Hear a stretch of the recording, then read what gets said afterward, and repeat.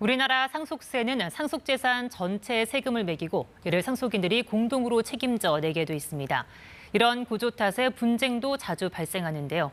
최근 상속세 개편 논의가 본격화되면서 유산 취득세가 그 대안으로 제시되고 있습니다. 친절한 뉴스에서 자세히 알려드립니다. 김세희 기자입니다.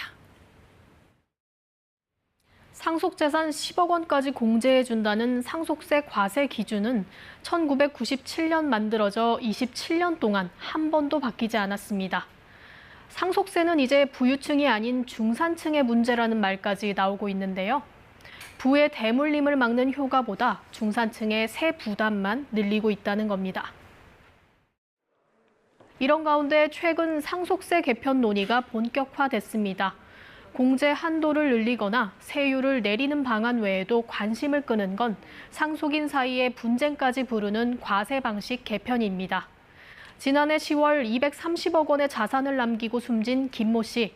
상속인은 자녀 10명, 상속세는 95억 원이었습니다. 그런데 자녀 중 한 명이 신용불량자라는 데서 문제가 생겼습니다. 이 자녀가 못 내는 몫을 다른 자녀들이 나눠내야 하는 상황. 상속받은 부동산에는 가압류까지 걸렸습니다. 결과적으로 공동상속인이 책임을 지고 다 납부를 해야 되는 원수처럼 지내서. 그래서 상속재산 전체의 세금을 매기고 상속인이 공동으로 책임지게 하는 현행 상속세 체계를 유산취득세 방식으로 바꾸자는 목소리도 큽니다. 숨진 사람의 재산에 세금을 물리지 말고 상속인이 물려받은 재산에 과세하자는 개념입니다. 앞선 사례처럼 아버지가 230억 원을 남겼는데 나는 10억 원을 받았다면 내가 받은 10억 원에 대해 세율을 따져 세금을 내면 됩니다.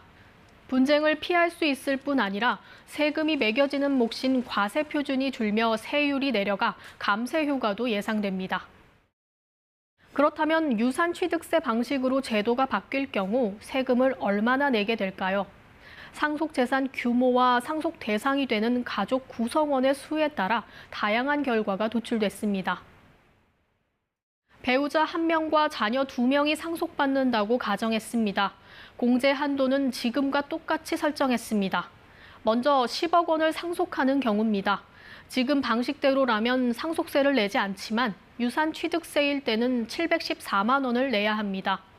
5억 원으로 액수가 큰 배우자 공제의 효과를 함께 누릴 수 없기 때문입니다. 서울 아파트 평균 가격 정도를 상속받는 경우라면 유산취득세가 불리할 수 있습니다. 상속 재산이 이보다 많으면 유산취득세가 유리합니다. 20억 원일 때 현재 상속세는 약 1억 3천만 원, 유산취득세로 바뀌면 1억 1천만 원 선입니다.